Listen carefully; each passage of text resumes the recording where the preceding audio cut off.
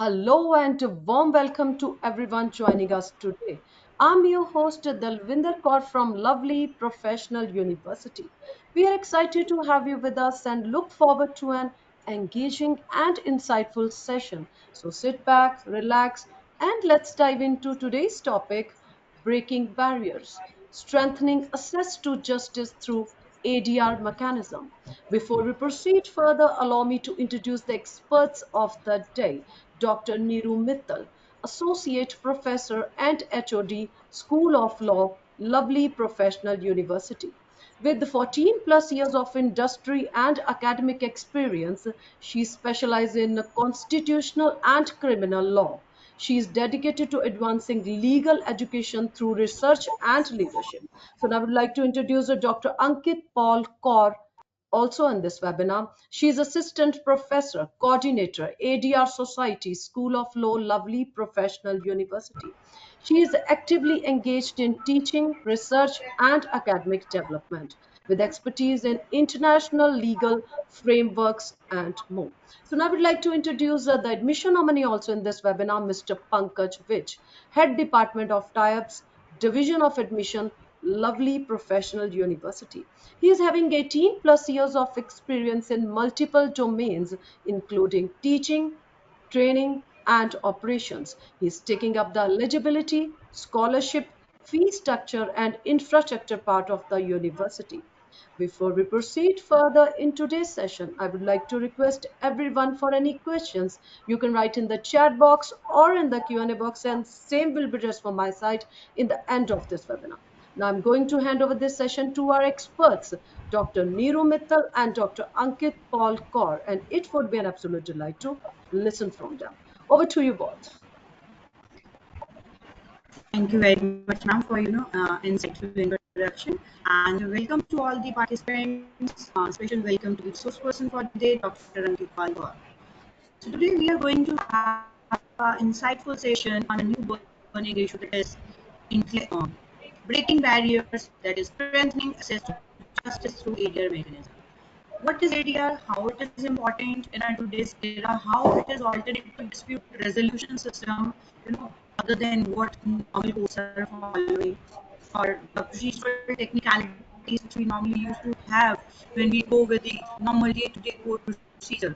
So this ADR system is nowadays is being promoted by the courts, by the government. So today we are going to have inside it how ADR is changing the system. So with this, I would like to have the very first query out of Dr. Ankit Palkar, that how does ADR reshape the meaning of justice compared to the traditional court proceedings, ma'am? With the very Good first morning, everybody. First question, of I would all, like to hand over the podium to you, ma'am. thank you so much for the introduction, ma'am, and good morning to everybody. Ankit, ma'am, Ma'am, you're am I audible to you? yes, ma'am. Yes, ma'am, you are audible. Am I audible to you, ma'am? Yes, ma'am, Dr. Am I Yes, Ankit, you're ma'am, you're audible, audible. audible. ma'am? You want me to repeat the question? Okay, thank you so much. Yes, ma'am. Kindly repeat the question because it was not audible earlier. Okay, just give me a second to repeat the question. The very first question with which we can, start with the session for the day is that how does ADR reshape the meaning of justice compared to the traditional court proceedings, and how it is, coming up with how it is removing the existing barriers to the access to the justice. A very good question, ma'am. As Martin Luther King has already stated that justice too long delayed is justice denied. Here comes the process of the ADR. As we all know that in the court proceedings, the traditional proceedings, it's take too much time. It's lengthy proceedings, too much, let's just say, cost involved in there, time consuming. It's draining. It's mentally, physically draining. There comes the process ADR.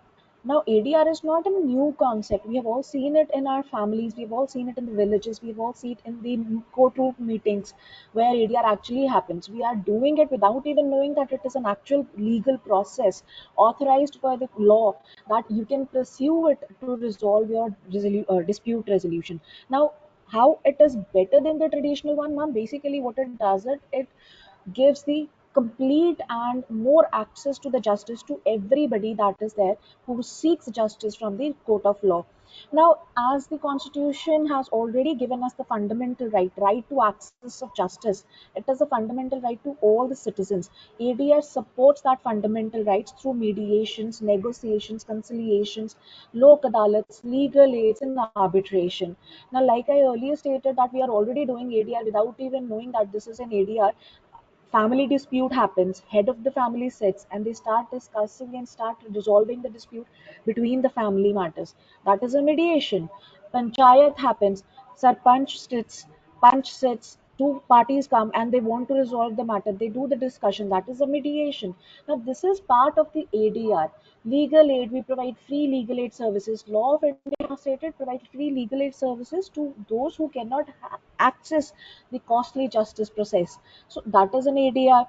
Negotiations, we resolve day-to-day matters by negotiating that what you want, what you we want, and let's have a settlement. That is an ADR. In the boardrooms also, deals are negotiated. That is an ADR. To go to make a deal, to make a breakthrough, that is an ADR. So calling it a new process is little bit off the track. It is traditional, more ancient than the practiced court processes that happens. Now, understanding that the access to the justice and existing barriers are there, why, even if it is an ancient process, why it is not accepted throughout the state, why people are not aware about it? Reason being, lack of awareness is there. We consider it that disputes can be only resolved through the court processes by paying a high cost, by utilizing your time. Then only we can go to the, then only we can achieve the justice. But that is not the actual truth. Since this ADR mechanism has simplified the process of dispute resolution, it is there. Our part is to create awareness. First thing, there was a lack of awareness, people were not aware about it. So School of Law has started an initiative that we are working with the students to create awareness on this process. Everybody is aware about that. Go to the court, file a suit, file a petition, the judge will provide you the judgment, the judge will provide you the order, and you will have the resolution in your hand. No, this is not the only option that is given. There are options such as mediations, conciliations, arbitrations, negotiations, and lok adalat. Now, let's start with what is the difference between these types and how it is different from the traditional concept. Like traditionally, if anybody has a dispute, if anybody has an issue, person will go to an advocate. An advocate will file the documents to the court, and the court will look into the matter, and parties will present themselves. Both parties will equally present themselves, and the court will hear them, listen to them, understand their dispute, and then give the judgment as per the law. This is the traditional concept.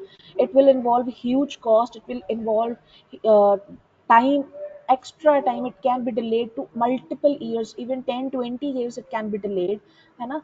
So this is the traditional concept. On the opposite side, there is an ADR mechanism where, like I stated, mediation, conciliation, arbitration, negotiations, and lok adalats are there. Firstly, mediation, where two parties sit together and they try to resolve their dispute by settlement. They negotiate what is what and what is not. One party provides what is the issue, another party provides what is the issue, and the mediator which is sitting there, he is the neutral third party. He will listen to them. He will then simplify their points only, and provide them that these are the points on which you are fighting. Provide us the solution, and I'll help you to come to that solution. This is what mediation is. Next step is conciliation. Now, conciliation is also similar to the mediation, but what will happen here? Unlike mediation, conciliator have actually right to give the opinions. He is a third party, he's a third neutral party, but he has the right to give the opinions. For example, a panchayat had begun, and two parties came to resolve their dispute. One party provided their points, another party provided their points. Punches are hearing their dispute, and at the end, the sarpanch is providing an opinion. The sarpanch is providing different opinions, that you can do this, you can do that. That is a conciliation where sarpanch is providing their opinions. Arbitration is little bit technical and usually happens in a commercial aspects. Usually happens in boardrooms where deals are created, where contracts are formed. So what happens in here, it is a quasi judicial, it's not entirely informal, it is a quasi judicial process. Quasi judicial means part formal, part informal, part judicial, part non judicial. Why I'm calling it part judicial? I'm calling it part judicial by the simple reason that whatever the outcome of the arbitration would be, it's called an award basically. So an award is legally binding. You cannot challenge it. You cannot, say that I don't want to go through it now. It is legally binding, similar to the court of law provides the judgment on in that stand. Why I'm calling it a little bit informal, less formal or non-formal is reason being here the person who sits as an officiator, as a facilitator, he is not a judge. He or she is not a judge, he is an arbitrator. Parties decide that okay, we have a dispute, why not you arbitrate? The arbitrator will have an authority to arbitrate the matter. There again, both parties will present their disputes, arbitration will happen, arbitrator or panel of the arbitrator will hear their dispute, and they will create the documentation. On the basis of the documentation, the parties will then settle the matter. Once the matter is settled, that becomes an award. Again, now this is something common in all the proceedings in the ADR, that opportunity is given to the parties, the rights are given to the party to exercise their free will. Unlike the court procedures where the court orders, where it becomes a mandate by the court that you have to do this, this is an order, this is a decree. When in ADR processes, the parties go in a free flow. They decide the procedure, they decide the process, they decide the qualifications and everything. The decision is as per the free will.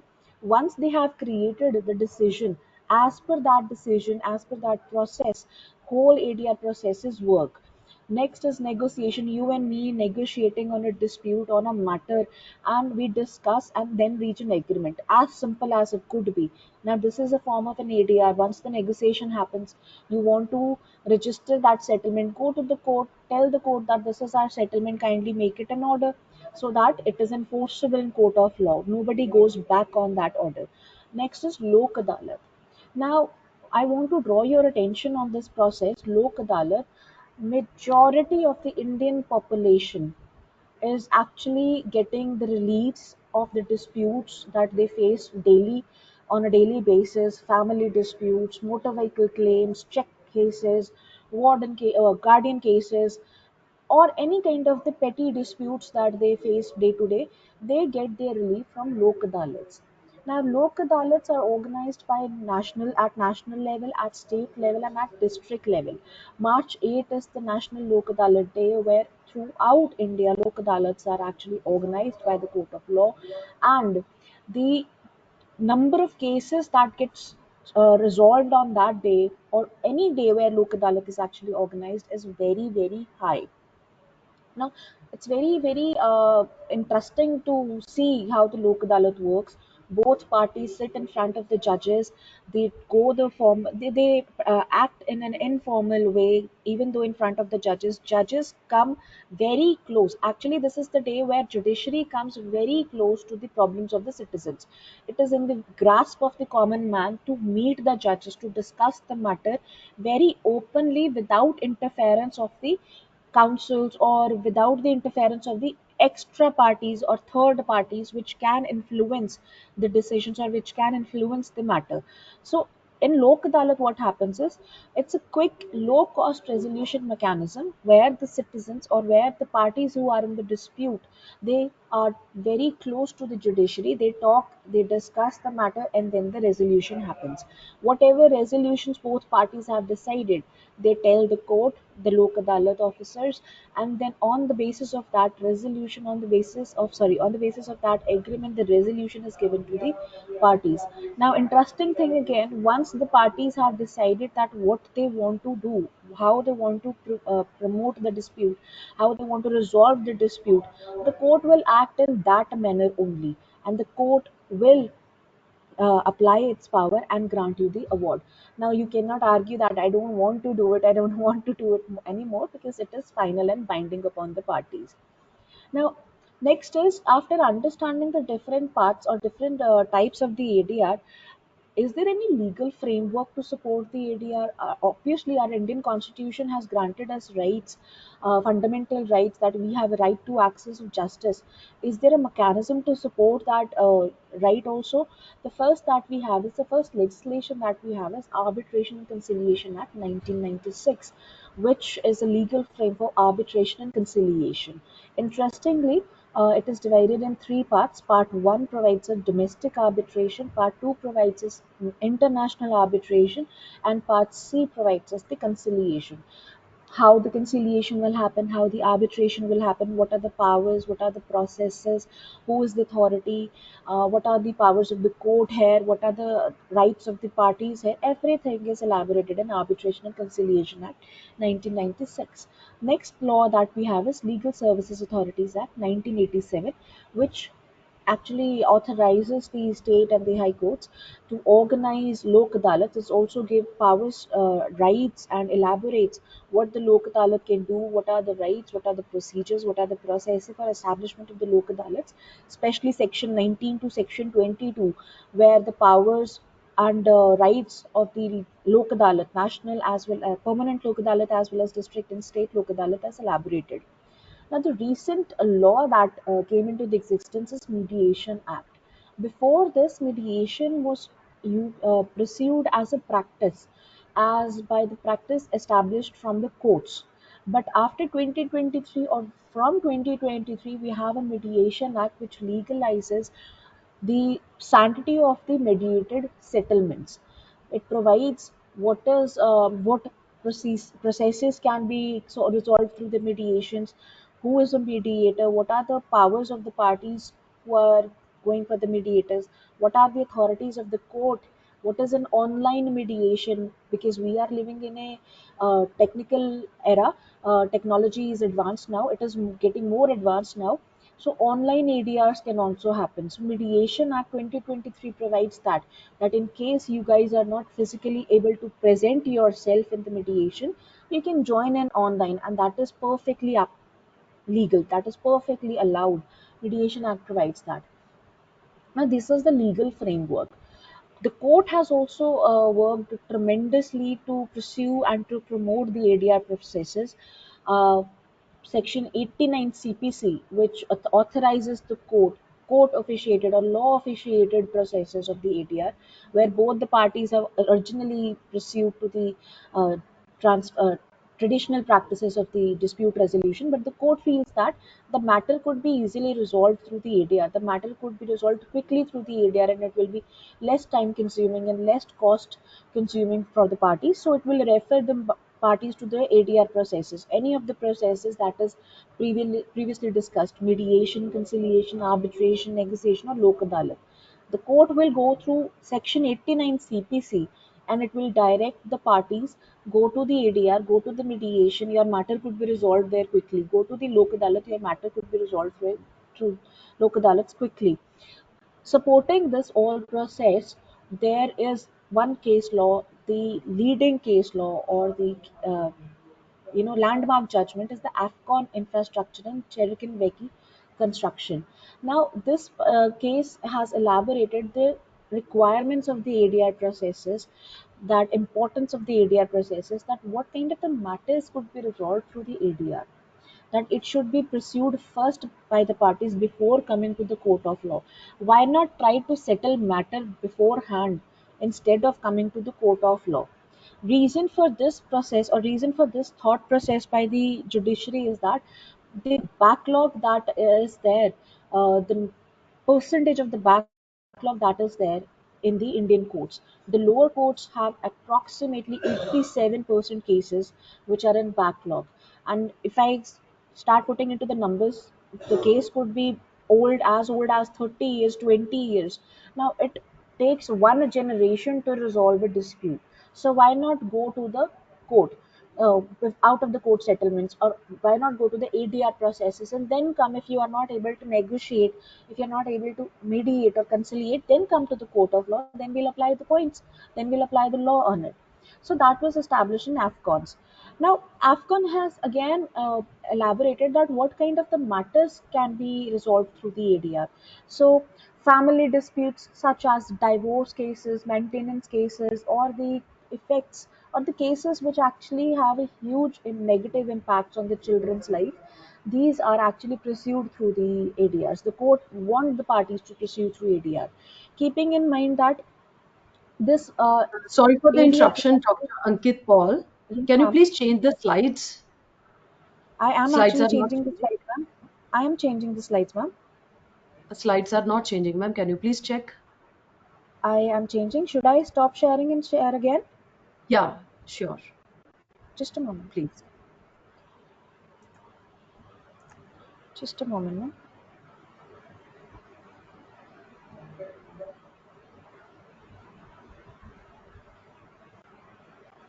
Can you see that screen again now? Yeah, slides are changing now. Okay, fine. Continue, please. Thank you so much. Is it visible now? Can I start again? Yes, yes. It's Okay, visible, okay. ma'am. Thank you so much, ma'am. So, like I earlier stated, that court wants you to pursue the ADR processes. There is actually a solid backing why the court wants you to pursue the ADR processes. I'll take an example. In your screen, you can see different cases or scenarios where the court actually wants the parties to go to ADR. I'll take one example here: family disputes. Now, family disputes, be it a maintenance matter, be it a divorce matter, it impacts negatively on all the parties that are involved in the dispute, especially children, be it very young children, be it teens, or be it an adult child. It involves them negatively. Nobody wants their house to be broken into pieces. So when you take such matters to the court of law, it aggravates the hurt, it aggravates the situation to such an extent that it makes miserable life of the children miserable. We in the practice, we all who are in the actual practice of the law, we have seen children losing their mind, we have seen them being depressed because of the continuous proceedings that they face in the court of law. By looking into this situation, the courts actually feel, the law actually feel that such matters where the delicate lives are involved, the such matter where delicate minds are involved, should not be pursued in the court of law unless or until the situation is very out of the hand or you don't have an alternative. But since we have an alternative, why not go for mediation? Why not go for negotiation? Why not go for conciliation? Or why not go for lok adalat, where the impact would be less, where the stress would be less, where the hostility would be less. So, since the court procedures, the traditional court procedures are long, adversarial, and it negatively impacts all the parties included into the dispute, the ADR actually preserves the dignity. It preserves the stress. It preserves your mental peace. It's quick. It's less hostile. It's less stressful than the court procedures. Again, next matter, check bounce case or money matters which could be resolved very quickly. Why to pursue money matters where it will be long delays? Why not go to the lok adalats where one day settlement could happen, where compensation can be paid and convictions can be avoided? Why not save the relations? Why not save the hostility where it is not required? So all the matters where the court can actually preserve the dignity, which can be quicker, which can be less hostile, those matters are actually sent to the ADR through Section 89 CPC by the court, or it can be pursued by the parties themselves. That we don't want to go to the traditional courts, we want to pursue through any of the process of the ADR. Now, there are other matters also, like workplace harassments, neighbor disputes, traffic challan. These are also the types of the disputes that could be resolved through the ADRs. Now, if you are in a working environment and you feel that there is a harassment against you, or there is a dispute against you, or there is an issue against you, rather than going to the court, go for the ADR, mediate, conciliate, or negotiate it. Or if you still don't want to go to these informal procedures, go to the lok adalat. Still better than the traditional practices, as it is safer for the person who has been victimized in these situations to speak up, they feel less hostile. The environment is very comfortable and less hostile in comparison to the other kinds of the practices. Now, this is actual reason that why ADR is preferred mode of dispute resolution now. It has increased aspects now, why the court is actually pursuing that ADR should be pursued more rather than coming to us. That we don't want you to come to us and waste time and money here. So, like I earlier stated, can we do ADRs online also? It is accepted. Now, Mediation Act has said that you can mediate or you can join the mediation proceedings online. Like I have joined online and you have joined online. Why not have a mediation here also? If classes can happen online, the mediation can also happen also. Justice can be also given online. Everything can happen online now. So, Mediation Act, one of the kind, has provided that in order to resolve a dispute, let's just say it's a family dispute, it's a divorce proceedings, one person is in Canada, one person is in India, and they have filed for the one party has filed for the dispute, and the court has stated that why not go for the mediation first. Otherwise, if it was a traditional part, both parties have to join in, but since we can have the opportunity to join online ODRs, online dispute resolution, we can pursue that also. Parties can join wherever they are by sitting in the comfortable position at their home, and they can pursue the matter there. They can ask for the resolution of the dispute there on in online proceedings. Now, for all these things to normalize, the first thing that we actually require is the awareness. We in the law school or all the legal fraternity or anyone who is involved with the legal processes, they are comfortable with the processes, they're aware about the processes, but common citizen is not aware about such processes, that they have such powers. They don't have to go to the court to get justice. They can go online, or they can meet people outside court of law. They can go to the settlements. They could go to the negotiations, and they can get the resolution of their disputes. So the first thing that is actually required is awareness. For that purposes, India has worked very hard, very tirelessly to create awareness through policy measures also. It has added a concept of legal education to every aspect, not just law school that is providing legal education. Different schools, different domains are also pursued that they should provide the basic legal education to their students. Colleges, offices, official government offices, they also have this uh, awareness campaigns, community programs to create awareness. Even in the villages, the Anganwadis, the panchayats, the announcements happen on these processes, that in case you have a dispute, you can go through the online or you can go to the ADRs processes.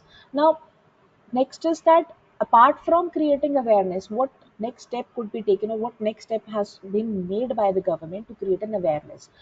you know the next is the mandatory provisions that the law has added into the legislations, that in case you have a family dispute, it is mandatory for you to go to the mediation first. In case it is a commercial dispute, section 12A of the Commercial Courts Act provides that kindly go for the pre-litigation mediations to resolve your dispute first. If you cannot mediate, if the negotiations do not fall good, then comes to me. Otherwise, negotiate outside the court of law. So these are such kinds of the mandatory clauses that government has acted. Even in the Electricity Act or even in the Railways Act, there is a mandatory provision, a statutory provision, that in case you have a dispute, rather than coming to the court of law, go to arbitration, like go to conciliations, go to lok adalats. There are different acts that has made it mandatory that in case such situation happens or such issues happen from that particular concept, family courts, family matters, commercial laws, electricity laws, railways act, go to the statutory compliances of the ADRs. Now, after this one, the next big step that the law in the India has actually taken in pursuance to ADR processes is providing the infrastructures. Now, all the courts, be it district courts, high courts, and supreme courts, they have a separate infrastructure for ADR processes. They have mediation rooms where parties can mediate with presence of the third neutral party inside the court. the Lok Adalat processes happen, conciliations happen in these rooms. Now, arbitration is something that it can happen anywhere. So there does not require one solid infrastructure. It can happen anywhere. It can happen in a room. It can happen in a hotel. It can happen in a conference room. For that, we already have infrastructure. For mediation, for Lok Adalats, for conciliation, it is an established, the law India is providing and law is establishing the uh, necessary infrastructure. Now this has helped in strengthening the processes which earlier was not given due importance. Since centers are established, since officers are appointed, law is backing the process, so it has given more power to the already working processes. Like Lok Adalat sessions happen in village panchayat, है ना? Permanent mediation centers are established, so people know that in case they cannot go through the law processes, traditional law processes, they can go to the mediation processes. Permanently they are established.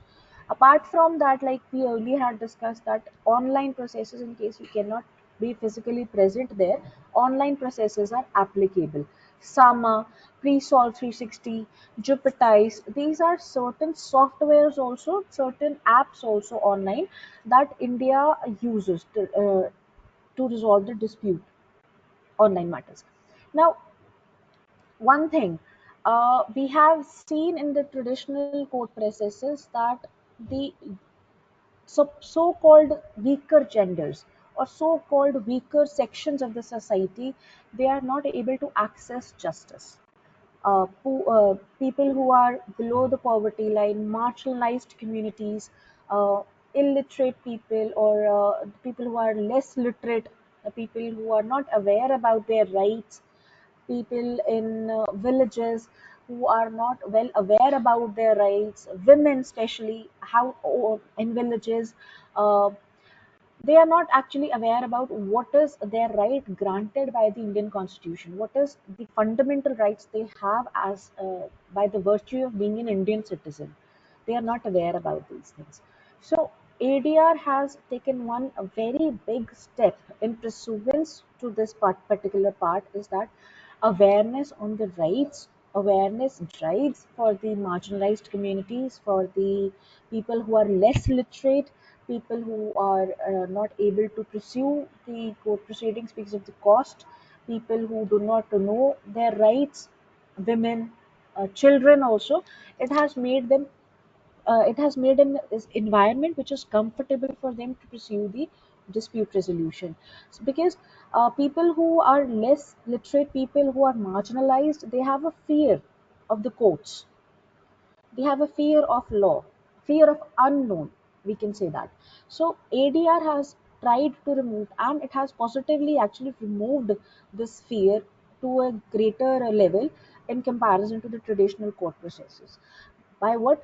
By the training of the paralegal volunteers, by creating awareness in the schools, by creating awareness in the colleges, by creating awareness in the offices, by going house to house in the villages, by organizing Lok Adalat sessions in the villages, by giving training to the Anganwadi workers to resolve the dispute, whoever comes to them also, because negotiations can happen anywhere.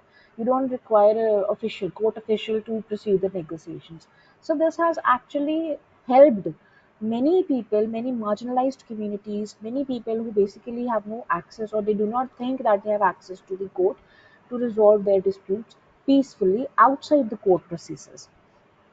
Now, uh, there are few takeaways that we cannot say that ADR is actually secondary or lesser form of the justice. It is not.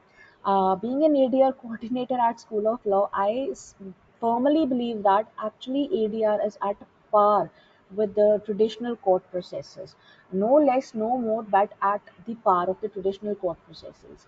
Why? Because uh, parties are given free will to join it. Parties are given free will to decide what they want to do, how they want to pursue. The environment is less hostile, making them more comfortable to open up.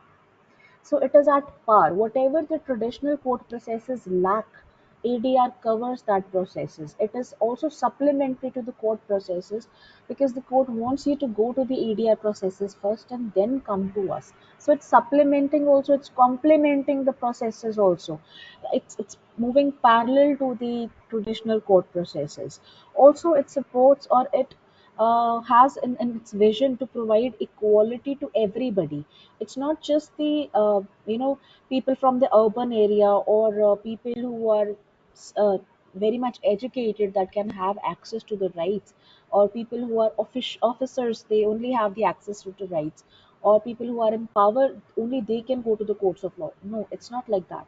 Under the ADR, since Article 14 is provides the equality to everybody, it pursues that everyone, be it a woman, be it a child, be it a daily laborer, be it a doctor, be it a teacher, be it you or be it me, everyone is equal.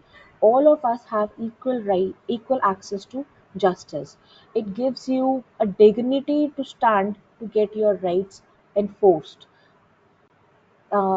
How One thing I would like to add it here, that in our school of law, we have a ADR society where we actively pursue the parameters that is granted to us. First parameters is equality. Uh, Second is access to justice. Third is dignity. And fourth is your fundamental human rights. So these four parameters are that we are actually pursuing here to in for all the practices, for all the outreaches, all the community programs, all the internships, all the legal aid clinics that are established or that is pursued from the School of Law to promote ADR as a practice from the traditional concepts also. Apart from this, I would like to add it here. People just think that only and only thing that you can become after completing your law degree is an advocate or a judge. It's not like that. You have multiple options. Pursue ADR as a career path. You can become a mediator. You can become an arbitrator. You can become an ODR facilitator. You can become a professional dispute resolution facilitator. You can become a professor. You can give lectures. You can you know train people to negotiate. You can represent people who are marginalized. You can give legal aid to the people. You can become a paralegal also. So it is not just confined to the traditional Ankit path, ma'am, it I is have a query here. varied. Yes, ma'am. Ankit ma'am, can you please explain? I have a query Yes, here. Or yes, you are ma'am. read to say that this area can be a noble profession also. Ma'am, your Other voice than is this, not clear. is it now audible? Yes, it is now Is it audible, now but clear? somewhere it breaks. Okay, is it my query was, beyond law degree, do we need any other specialization or the certification to be a trained mediator or the arbitrator or the negotiator? Ma'am, the thing is, it's a beauty of its own. There is actually no qualification Okay, in law. Even in the Arbitration Act or Mediation Act, there is actually no qualification. All it is needed that you be an expert in the field. I can be a okay. mediator. You That means can as be a a mediator. student only. Okay, as a student only, I Students, need to no, I students need to can learn. support. Students can support the proceedings. They can help the proceedings. But to Mhm. officiate, you need an expertise in the field. Nothing more than Okay. that. Okay, no specific diploma, no specific degree as such, we have masters. No, actually, So, no, do you actually. have any But it this is kind of always specific certification? no, actually, no, especially a diploma or a degree in arbitration or mediation, but it is actually practiced in the industry that have a certificate Okay. course to say that you know the mediation. But if Hmm. you're practicing in the court of law, you have 7, 8, 10 years experience, you're established. That is an area Okay. expertise. So you don't need a Okay. certification that you're a certified mediator. You have an area expertise. You are a mediator. You Okay. can be Thank you. appointed as a mediator. Thank you, ma'am. Thank you very much. Now, now you will finally please continue. Yes, ma'am. These are the final takeaways that, like I earlier stated, ADR is actually not a compromise. You're not opting for the lesser option just because it is less time consuming, less money consuming, less hostile. It's not a compromise. It's not somewhere less than the court procedure. It is actually a smart choice. You're saving your time, you're saving your money, you're saving your mental peace also. You're saving somewhere your relations also. Because in the court, what happens is once you go to the court, relationships end, human relationship ends. You do not have a way back to become friends with the person who you have pursued to the court. But in ADR, you can actually save everything and still get your resolution, still resolve the dispute. It is peaceful process rather than the hostility that parties face in the court of law. I'm not stating that court of law is actually very scary place, but just because it has its formalities, it has rigidity, it is formal, it can be a little bit stressful to the people who are new to it, who are not aware about the procedures. We in School of Law don't find it very hostile. It is our uh, place of worship. Courts are our place of worship. So for us, it is very normal to go to the courts, to meet judges, to meet the advocates, to sit for the proceedings. It's normal. But for person who has nothing to do with the law, who is already aggrieved because of the dispute, who's already aggrieved because of the matter which he or she wants to resolve, it can be a little bit more stressful. So ADR is actually peaceful in comparison to the other processes. Now, since all parties can decide what they want to do, how they want to pursue, it makes them more comfortable from the very start to access the justice. And like I already stated, that they have rights there, that how they can decide how they want to pursue the matter, how they can decide the process of the matter, who they want to appoint as a mediator. It's up to them. So they can also go online, go digital there. This is actually a good thing in comparison to the traditional court processes. Now, at last, I would like to say that actually justice doesn't always have to wear a robe and sit in the court or sit at the bench to give you the justice. Sometimes it just requires a calm, peaceful mind, third party sitting there and let you resolve the matter yourself. And just it's just a hand reach out away. So, in case you have a dispute, you have a matter you want to resolve, but you are scared to go court of law, you think that it will be very costly and time consuming, why not go to the ADR processes? Why not decide through settlement? Why not do it outside the court of law and then resolve your dispute? That is all from my side. Thank you so much for listening to me. That is up to you, Dr. Neeru. Thank you, Dr. Ankit Tolkar, ma'am, for such an insightful session on the different barriers that is able to contribute to dispute resolution system. I hope the audience has learned a lot today about what ADRS, why it is being formulated by the government, by the courts. And now I would like to have queries here. Now, ma'am, can you please come up with the queries and things you will have? Thank you so much, Dr. Ankit Paul Kaur and Dr. Neeru Mittal. So now I would Thank like you. to request our admission nominee, Mr. Pankaj Vij, to be on the screen. Over to you, Mr. Pankaj Vij. I'm giving you the rights.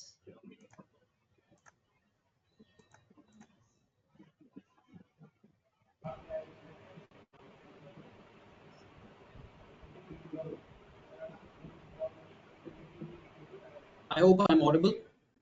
Yes, you're Yes, sir, Yes, you're sir, audible. on. you are. Great. And I hope my screen is also visible.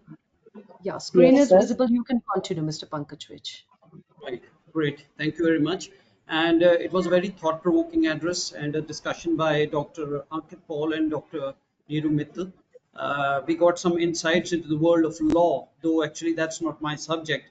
But there was some insightful thoughts that I gathered from this discussion. So let's move on. Let's move on a little bit to a different topic.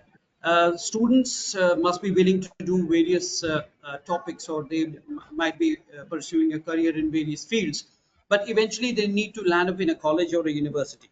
Today, my job is to tell the students who are watching this broadcast something about the university, which is Lovely Professional University. And this webinar has been organized by us just to give the students insight into the world of law, the topic that was being discussed. So, what a student can expect when he or she joins the university, this is what he or she can expect. The university is talking about the campus, talking about the university. It's one of the largest universities in India. We are offering more than 200 programs across 40 disciplines. The university houses more than 30,000 students, and the students from 50 countries span across the world. And we have got students from all the states of India, pan India. Moving on, any university ought to have the best of the best accreditations and approvals. We are no exception to that particular thing. We are a NAC A++ university with a score of 3.68 on a scale of 4. So we are a NAC A++ graded university. Talking about some other approvals and accreditations which are very, very important, like we have got approvals apart from UGC. We have got approvals from the ICAR, Indian Council for Agriculture Research, for agriculture programs. Similarly, we are an NBA accredited university. Talking about some other approvals, the most important one, the most relevant one for today would be Bar Council of India. We have approval from the Bar Council of India for law programs. We have got approvals from Council of Architecture for architecture programs, NCTE, which is for National Council for Teacher Education, for education related programs. So these are some of the accreditations and approvals that a university ought to have, and we do have it as well. As far as ranking of the university is concerned, in the NIRF ranking, which is the Ministry of Education, Government of India, we have been ranked 27th in India out of the allotted around 1,150 universities in India. We are ranked 27th. Some of the best universities in India are ranked below us, but that has been possible because of our integrated efforts. Moving on, we have got approvals and rankings from some of the international organizations as well, such as the Times Higher Education and Times Impact Ranking, what the rankings you're seeing on your screen. Memberships, once again, a very, very important aspect. A university has to be a member of some of the best organizations across India and the world. And I'm very glad to share with all of you that we are a member of the Association of Indian Universities. We are a member of the Institution of Engineers and some other organizations that you're seeing on your screen. So we are a proud member of all these organizations. Campus facilities, education is integral to infrastructure, and laboratories, libraries, smart classrooms, research facility. We have got ample lot in the universities. Amenities such as hostel facility, food courts, medical facility. We have got a 24/7 hospital within the university. It's a very secure campus that we are offering to the students. It's said that all work, no play makes Jack a dull boy. And talking about that particular thing, we have got a very, very mammoth indoor sports complex. You name a prominent sport in India, and we have got coaches and infrastructure for the same. Some other amenities that a student can expect when he or she comes to the university. Somebody is coming from far off place to Punjab. Obviously, the student would be hostel facility and the residential facility. We have got a mammoth residential facility to offer. Almost 25,000 students can put up in the campus at one point of time. There are quite a few faculty members also staying within the campus. We are offering other amenities such as the mess facility, laundry facility, gym facility, swimming pool, and so on and so forth. Research, well, education and research go hand in hand. It's a very old concept, and it's going to be the same way throughout in the times to come. And the numbers on your screen present the kind of research that we have at the university. We have got publications in huge numbers. We have got citations in huge numbers, funded projects, grants, and so on. So these are the research activities that are going on in the university. So we firmly believe that education without research is incomplete. Talking about placements, it is said that the life cycle of the student in a university starts with the admissions and it ends at placements. And these are our flag bearers who have brought laurels to the university by bagging some of the highest packages in India. This gentleman you're seeing on the screen, our alumni, a student who passed out with a package of 2.5 crores, a mammoth package of 2.5 crores. So a beautiful picture, 1700 students getting placed and securing packages as high as 1.02 crores, and a lot of students, 1700 students, back packages over 10 lakhs. So that's a beautiful picture. All these are proud placement bearers. Some other students who have once again brought laurels to the university by bagging some of the highest packages in India. These are some other alumni who have brought laurels to the university in some other fields, such as Tanishq Upmanyu, the last one you're seeing on your screen. He bagged a funding of 1.2 crores. There's another student who started up a startup, the first picture that you're seeing on the screen. Then there's a pharma alumni who was placed into the United States Public Health Service. So these students are bringing laurels to the country, to the university, to the state in some other way.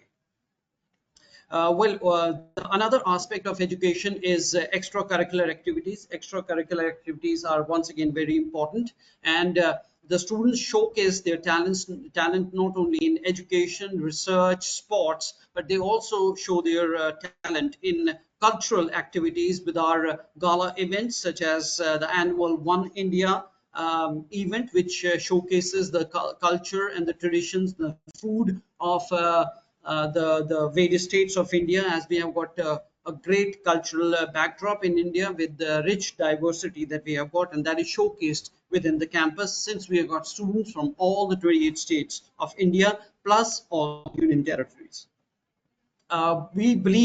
We firmly believe that an exposure to the students should be given from various intellects, no exception. Shri Narendra Modi ji, the Prime Minister of India, the Honorable Prime Minister of India, has been to the campus. In 2019, he inaugurated the Indian Science Congress. The likes of Mahendra Singh Dhoni, the likes of former Prime Minister of Australia, Tony Abbott, and quite a few other dignitaries off and on come to the university campus and they interact with the students. Seminars, workshops, once again, as I was telling you, that we firmly believe in giving exposures to our students, and the exposure can be from celebrities, they can be from industry people, they can be people from the entertainment world. So we often on call the dignitaries from outside world, from different walks of life, and they interact with our students, and they will give them, share their experiences, which is quite enriching for our students. Scholarship opportunities, I'll tell you about the scholarship opportunities in a short while, but we have got a big gambit of scholarships that we are offering. There are scholarships on the basis of marks in the qualifying exam. There are scholarships on the basis of an LP Nest exam, which is our own exam, which is Lovely Professional University National Entrance and Scholarship Test. So we have got scholarship on the basis of our exam, scholarship on the basis of qualifying exam, scholarships on the basis of national level tests such as CLAT in case of law, and so on and so forth. So there are a number of scholarships that we are offering. There are some other additional scholarships that we are offering. Somebody is a board topper, somebody has topped in the board examination. The education is completely free. It's a 100% scholarship that we are offering, plus accommodation of a four-seater accommodation is given to the student. In addition to that, there's an extended scholarship that we are offering from this year onwards. It was last year as well, but it's been extended this year. One of them is Rakshak Samman Anudan. Rakshak Samman Anudan is an ode to our defense personnel and their wards. So if say some student comes to us and his or her father or mother is working with the defense forces of India, the student gets an add-on scholarship, that is maybe a scholarship on the basis of LP Nest, plus on the remaining fee 20% more. So it's an add-on scholarship that we are offering for defense people and the teachers. If somebody's father or mother is working as a teacher, such a student is also getting an add-on scholarship, which is called as a Shikshak Samman Anudan. So that's an ode to our teachers and to our defense personnel. Sports, we are very keen on sports. If there's a student who wants to make a career in sports, We provide the best of the best infrastructure, and we provide the best of the best facilities, coaches, so that you can excel in the world of sports. Owing to that particular thing, we have brought laurels to the country. In Paris Olympics, we had 24 students representing India from the university who participated in the Olympics, and quite recently the 19th Asian Games as well. We have been the second consecutive year we have been the winner for AIU Inter University National Youth Festival, and we have got students who are boxers, who are wrestlers, who once again have brought laurels to the university, to the state, and to the country. So these are some of the glimpses of the achievers in the world of sports, in the world of culture, who have brought laurels to the university. So we don't only believe in creating academicians, researchers, we also believe in creating sports people, people who excel in the world of cultural events, and so on and so forth.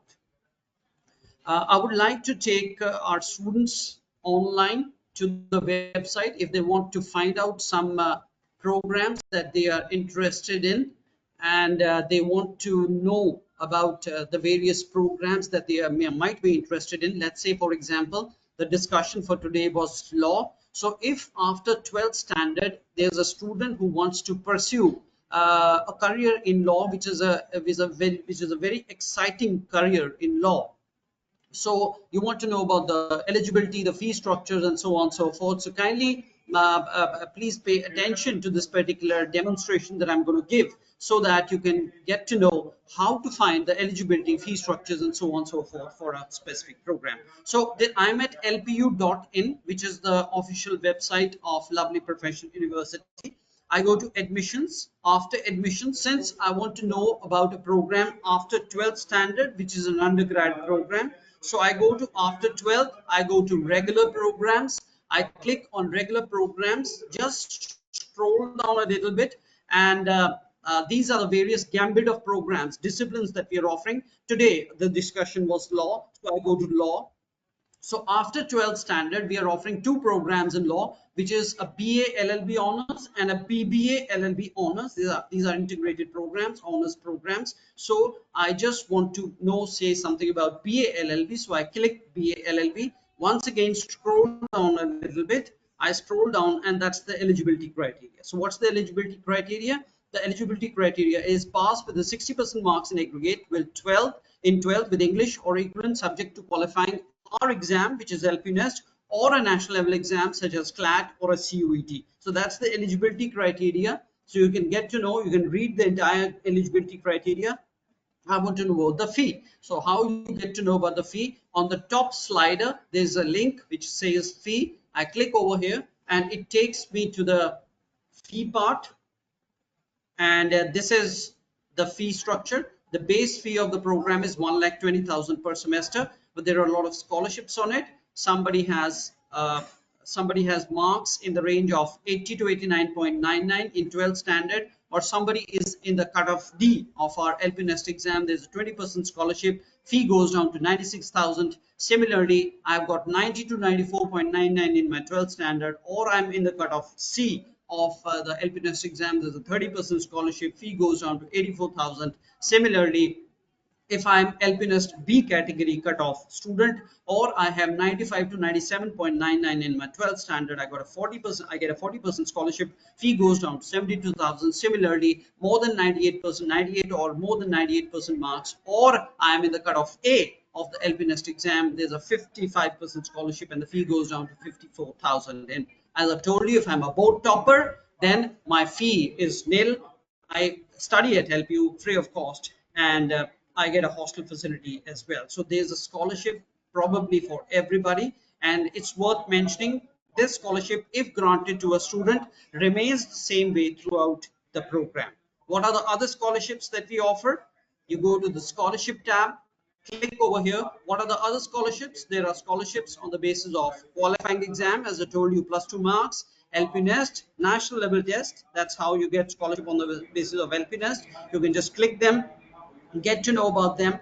If somebody is a board topper, as I told you, education is free. And similarly, you've got scholarship on the basis of if somebody is in the defense forces, or somebody's father or mother is a teacher, Similarly, if there are a number of other scholarships which are called as financial aids, people from an economically humble background, a single girl child, or maybe a single parent child. So such students also get scholarships. So there are lots and lots of scholarships that we are offering to our students, just with an aim of making the education affordable for the students. So that's the details, that these are the details which I wanted to provide to the students who are watching this broadcast. If you want to call us, you can always contact us in the contact Pankaj, us tab. Pankaj sir, I And would like to please, intervene here. Pankaj sir, am I audible? Can I yeah, intervene for a moment here? The only information I really wish to share with you, the probably candidates who have joined this webinar is beyond 5-year integrated programs after graduation. If somebody wishes to join LMB, we will see your Bar Council of India recognized program also going on. And beyond that, we have 1-year masters also going on, sir. And for the master's eligibility will be LLB. In case somebody has an LLB from any other organization, they are welcome for the master's here. And in case they have done graduation in any of their field, then they are welcome for the LLB 3-year program. And the 5-year, you are very, beautifully disseminated the information that we are already offering, 5-year integrated programs, that is DLLB honors as well as the DLLB honors. So two more programs School of Law is offering. The one is, this 2-year LLB program. After graduation, the students are eligible for. And then after that 1-year master's program for which a student needs to be a law graduate. It could be a 5-year law degree or it could be a 3-year law degree. That's all. Thank you very much. And now over to you once again. right. I think I'm done. And over to Dalvinder ma'am for your Thank you. final comments. Yeah. Thank you so much, Mr. Pankaj Vij, Dr. Ankit Paul, and Dr. Neeru Mittal. Can we take the questions now? Yeah, Sure. thanks Yes, for no giving me problem. chance to address your questions now. Let's start with Gurpreet's question. Gurpreet is asking here, how can legal awareness and education about ADR be expanded to rural and underserved populations to strengthen their access to justice? A very good question. I hope I'm audible at the moment. We at School of Law have tried to make this practice that the question has. How can ADR be, accessed to the people in villages, to the people who are marginalized, or the people who do not have access to the courts, or they don't have knowledge of the court procedures? What we do in practice is we take our students, we go as a school team, and we give lectures or we discuss the processes with the people who are interested into it. We reach out to the village panchayats, our students go to the schools, different schools, our student goes to different community hubs, and they create public awareness by the way of the nukkar nataks, by giving them infos, by giving them insights how the court processes work or how the dispute resolution actually work. And we actually promote this thing as a school practice. Everybody from first to year to fifth year, and even our master students, they have to do this as a part of the study. They have to do this as a part of a curriculum to create awareness drives. So this is how the School of Law And is to doing add, its part. one more point here, is School of Law as in, you can say memorandum of understanding with the district legal sources authorities from the Kapurthala, from the Fagwada, from the Ludhiana, Yes. it is their basic task. They are the one who have been, organizing various other section, various other test lecture visits and all that. Over there also as students, they are, mediating with them. We are sending our students over there for the industry exposure, for the real life exposure. This is how as a school as well as through the various processes and various lawful means which courts are also having to for the promotion of the media related techniques, be it local adalat, be it permanence local adalat. As a school, we have been doing this now. Also, ma'am, we are organizing legal aid camps into school where people from outside the university, anybody who wants to pursue the matter, anybody who wants the guidance, they can join us and they can take our help to resolve their matters through ADR processes. We are open for that also. Our students help the people to resolve their disputes. The faculty is involved there. School collaboratively involves itself to resolve the disputes of common man.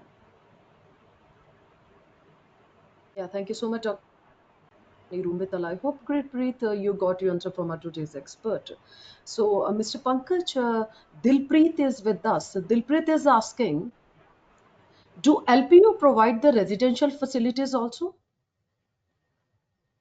Yeah, of course, Dilpreet, once again, that's a good question because a lot of students who come to us are coming from wide areas, from different areas of the country. So they are bound to get they're bound to ask about the residential facility. We do provide the residential facility, and we do provide the residential facility of different ranges. Somebody wants to stay in a single seater room. That's a room in which only one person is accommodated. There could be a room which is a double sharing, two people share the room. There's a triple sharing, there's a four sharing room. So whatever is conducive to a student, and obviously economics matters over here. So if whatever your pocket allows, we have got something for everybody. So according to your needs and according to your your requirements, we provide you the residential facility. In extension to that, we also provide you the mess facility within the hostel. And the mess facility could once again range in various ranges, like they could be 4 meals a day, they could be 3 meals a day. So it's your choice. You can go in for a 4 meal plan, or you can go in for a 3 meal plan, and accordingly the rates will vary. Similarly, if somebody is a person who is quite freaky about his physique and things like that, we have got a gym facility, we've got a swimming pool facility, we've got sports facility for the students, things like badminton, tennis, football. So you can enroll for these particular things. All these amenities are there in the hostel facility. And there's even a laundry facility. If somebody wants to avail the laundry facility, that's also available. So residential facility is available, inculcating all the things such as mess, swimming pools, sports facility, laundry facility, and so on, so forth. We want to make your stay at the university a memorable one. Thank you so much, Mr. Pankaj Vijay. I hope Dilpreet, you got your answer from our today's expert. So Radhika is with us. Radhika is asking, can the integration of technology like online dispute resolution platforms enhance the effectiveness of ADR mechanism in delivering justice to all sections of society? A very good question. I believe integration of the new technology is actually a need of hour. We, if we can have classes online, if we can have meetings online, we can have justice online also. I'm not saying that let's take courts online. This is outside the courts of law, something where the parties pursue to be more comfortable, to be more open to resolve their dispute. So for that ADR comes in. If you want the traditional part, if you want to have, the formal part, bit more strict part, the courts are there. You go there physically, procedures happen, advocates are there, witnesses happen, evidences are there, judges provides the justice there. But since we are looking something which makes people comfortable, which makes it accessible to all, which makes it open for everybody to join in, so they just do not stay inside. They just don't stay quiet on any injustice. So this is one step which is actually making it forward to have an access in their grasp. ADR, when happens online, becomes an ODR. It is actually legalized by the law, backed by the law. But once you have a settlement, see, ADRs is based on the settlement. Once you have a settlement, you apply that settlement agreement to the court, and it gives you the same standing that is given to the judgment or an order or a decree from the court. So there is not a compromise, it is not a lesser justice, it is equal to the court of law, be it in a physical mode, be it in online mode. There is not much difference in it. I hope this has made it clear. Thank you so much, Dr. Neeru Mittal, Dr. Ankit Paul, and Mr. Pankaj Vij. I hope all the participants got their answer from our today's experts. As we come to the end of this webinar, I want to express my deepest gratitude to our experts for sharing their valuable insights and expertise with us. Your presence, enthusiasm, and active participation have made this experience truly special. Hopefully, the attendees found this webinar to be valuable and will be able to utilize the information for better decision making regarding admissions. If anyone wants to access this webinar again, they can visit our website, that is lpu.in, or can be accessed on YouTube also. Stay connected with us for future webinars. Until we meet again. With the permission of my seniors, I will be signing off this webinar. Take care and goodbye. Have a great day. Thank you so much. Thank you.